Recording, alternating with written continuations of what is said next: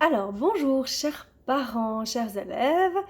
Je me présente, je m'appelle Jessica Tutage, je suis l'enseignante de latin, donc la seule enseignante de latin de l'établissement de Renan, établissement secondaire. Donc, si vous prenez latin, vous serez de toute façon avec moi. Je vais pas parler longtemps parce qu'en fait, j'ai des élèves que j'ai en latin qui ont fait des petites vidéos pour vous présenter un petit peu l'option, vous expliquer ce qu'on y fait. Donc voilà, je voulais juste montrer ma tête, vous dire bonjour, vous dire que vous serez les bienvenus avec moi. Et j'ai un message, en fait moi si je résume un petit peu tout ce que je veux vous dire, c'est dans ce message-là, c'est que le latin ne vous ferme vraiment aucune porte. Si vous prenez latin maintenant, vous pourrez faire tout ce que vous voulez plus tard. Que ce soit au gymnase, à l'université, vous pourrez faire vraiment d'autres branches, il n'y a pas de souci, des branches scientifiques, des branches, que sais-je, tout ce que vous voulez. Par contre, si vous ne faites pas latin maintenant, eh ben, vous fermez la porte au latin, vous ne pourrez jamais en faire. Vous pourrez en faire pour vous, mais vous ne pourrez jamais suivre des cours de latin. Vous ne pouvez pas apprendre le latin au gymnase, ni à l'uni, ni, voilà, ni nulle part.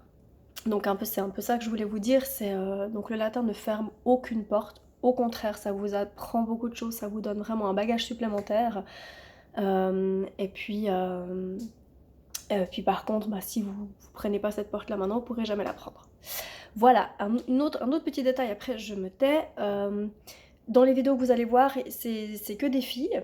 Mais il se trouve que c'est tombé comme ça, mes chers garçons, évidemment qu'il y a toujours des garçons en latin. Moi j'en ai dans mes 3 volets, et même en 10e, les garçons sont représentent la moitié de la classe. Donc juste pour vous dire qu'il y a aussi, bien sûr et bien évidemment, des garçons qui font latin.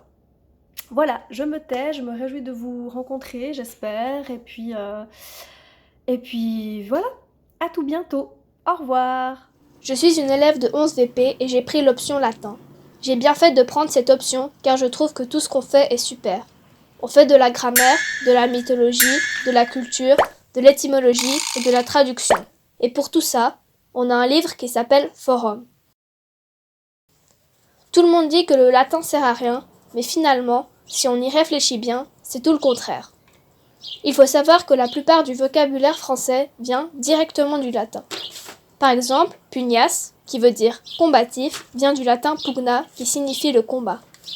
La discipline qui étudie l'origine des mots et leur évolution est l'étymologie. Ainsi, en apprenant le vocabulaire latin, on aura plus de facilité à comprendre les mots en français. Au niveau de la traduction, au début vous ferez quelques lignes de traduction et au fur et à mesure, vous traduirez de plus en plus. La traduction se fait toujours du latin au français. Et aussi, pour vous aider à traduire, vous surlignerez les mots afin de savoir à quel cas ils sont. 10, 9, 8, 7, 6, 5, 4, 3, 2, 1, 0. La musique, c'est pas un peu too much? Eh non, ça donne envie. Quant à la mythologie, vous allez de temps en temps lire des histoires de dieux, de déesses, de héros et de héroïnes. Elles sont très sympas. Oups, cette musique. Pour ce qui est de la grammaire, on va vous dire d'en faire, vous allez sûrement râler, mais vous verrez c'est très utile pour la traduction. Et ce n'est qu'une petite partie de ce que vous allez faire. Vous allez aussi faire de l'histoire, soit romaine, soit grecque. Pour ce faire, au début de chaque chapitre du livre, il y a un texte latin avec la traduction en français. Tout au long du chapitre, il y a quelques traductions que vous verrez et qui vous permettront de connaître la suite de l'histoire. Et c'est grâce à ce texte que vous allez découvrir la grammaire. C'est une façon plutôt ludique de la découvrir. En parlant de ludique, ce mot vient du latin ludus qui signifie le jeu. Voilà pourquoi lorsqu'une activité est amusante, on la qualifie de ludique. En latin, ce que je préfère, c'est la traduction, mais tout le monde ne dira pas la même chose. En tout cas, je vous encourage à apprendre le latin, c'est vraiment bien. Non mais là, stop. C'est pour le générique. Bon, ok. Bonjour à tous, je m'appelle Hermione et je suis en 9e année au collège du Léman et j'ai pris OS latin, donc je suis là un petit peu pour te présenter cet OS pour te dire ce que j'aime bien, ce que j'aime moins, pour te dire tout simplement ce qu'on va faire pendant les cours, pour t'expliquer plein de trucs, pour que tu puisses bien faire ton choix d'OS et que tu saches bien ce qui se passe en latin. Donc là, je vais te présenter les cahiers que tu auras, voilà, pour ton année de 9e en tout cas. On commence. Donc ça, c'est le cahier de vocabulaire, où comme son nom l'indique, tu auras tous les vocs. Donc voilà, je peux en montrer un de 9e par exemple. Typiquement, voilà. Bon, faut pas du tout avoir peur, parce que je sais que moi au début d'année, j'ai fait oh là là, il y a beaucoup, oh là là, panique, panique, panique, je vais pas réussir à retenir tous ces mots. Et faut garder en tête que le latin, c'est réapprendre une langue. Donc, quand tu es au tout début de ton apprentissage de langue, ou quand tu es au tout début de quelque chose, on va pas te mettre une charge de travail qui est trop importante, on va pas te mettre des vocs de 30 mètres de long alors que tu viens de commencer. C'est normal. C'est normal que les vocs soient petits en 9e, plus grands en 10e et plus longs en 11e. Parce que tu auras bien plus l'habitude, tu seras plus à l'aise dans sa matière. Donc ça fait déjà 1 an, 2 ans que tu auras fait du latin.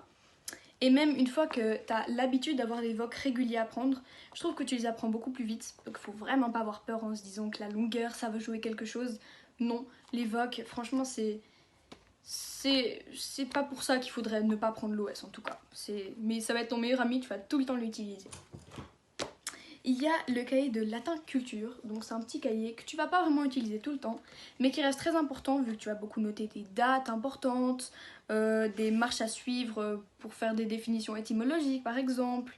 C'est vraiment un endroit où tu vas voir tous tes cours, toutes les petites astuces que ta prof te donne, elle sera dans ce latin culture. Et donc on arrive au latin forum, donc ça c'est ton manuel d'OS que là-dedans tu vas retrouver tous les exercices, les définitions étymologiques, tu vas trouver voilà, toute ta matière de cours, ce sera ça. Tu auras toutes les pages de mythologie, voilà, comme j'ai dit, d'exercices, les traductions, voilà la typique traduction. Bon ça c'est pour niveau un petit peu plus avancé, c'est fin de 9e. Mais justement, encore une fois, il ne faut vraiment pas avoir peur de la longueur des choses. Les traductions, elles sont vraiment faites par rapport à ton niveau. Au début d'année, tu auras des traductions très très simples. Et il ne faut pas avoir peur en se disant « je comprends rien ». Pas du tout. C'est tout un système, le latin. Comme j'ai dit, c'est toute une langue à réapprendre. Donc, il ne faut vraiment pas avoir peur. Pas du tout. C'est vraiment cool d'ailleurs, les traductions. C'est une chose que j'aime beaucoup faire. Parce que tu te dis quand même « waouh », tu vois. Tu passes d'un texte incompréhensible, parce que tu lis du latin, tu vas dire mais c'est quoi ça? Et tu vas traduire ça en un truc compréhensible en français, tu vois, tu vas te dire waouh, tu vois, et c'est toi qui as fait ça. Donc je trouve que ça te met bien en confiance le latin, tu vois, quand t'as bien compris, quand t'as des bonnes bases, quand tu comprends bien ton cours et que t'arrives à avoir du résultat, c'est vraiment cool. Et les traductions, c'est super pour ça. Donc voilà. On a le cahier de latin vocabulaire, donc comme j'ai dit, pas vraiment hyper intéressant, mais là tu copies tous tes vocabulaires. Par exemple, là c'est ton cahier d'exercices, ou comme son nom l'indique, tu vas faire les exercices que tu as dans le latin forum. Donc typique, je peux vous montrer voilà, une traduction, une petite traduction qu'on peut faire au début d'année. Faut pas non plus bugger devant tous les stabilos qu'il y a. Tu comprendras bien assez vite à quoi ça sert. Et là du coup ce sera tous les exercices. Tu feras beaucoup aussi de définitions étymologiques. Donc l'étymologie c'est d'où viennent les mots en français, enfin les origines latines des mots français. Oui, les origines latines des mots français. Et c'est hyper cool parce que tu sais, c'est des mots, moi en français je pensais que ça voulait dire ça, mais grâce à ce que j'ai appris en latin, j'arrive à avoir la bonne définition en français.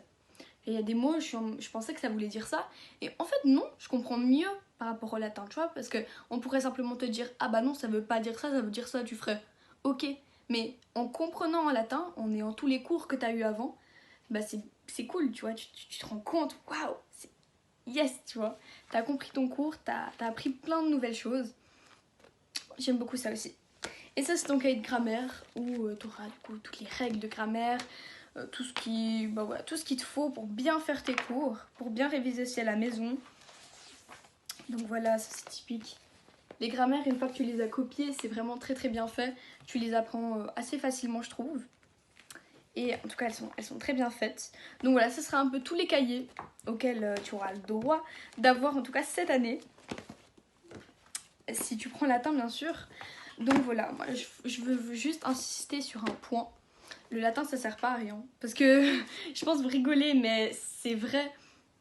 J'ai beaucoup entendu, au début, ou même j'ai entendu par tout le monde, que le latin ça sert à rien. Déjà, il n'y a aucune OS qui sert à rien. Si c'est présenté, c'est que ça sert à quelque chose. Et qui plus est, le latin, ça, c'est pour une culture générale. C'est juste pour que toi, que tu aies de la culture, que tu te dises que tu sais ça, des choses que tu sais, c'est hyper cool, moi je trouve. Ça te met aussi en confiance, tu vois, t'as des connaissances en plus. Et même, tu prends beaucoup d'avance en français.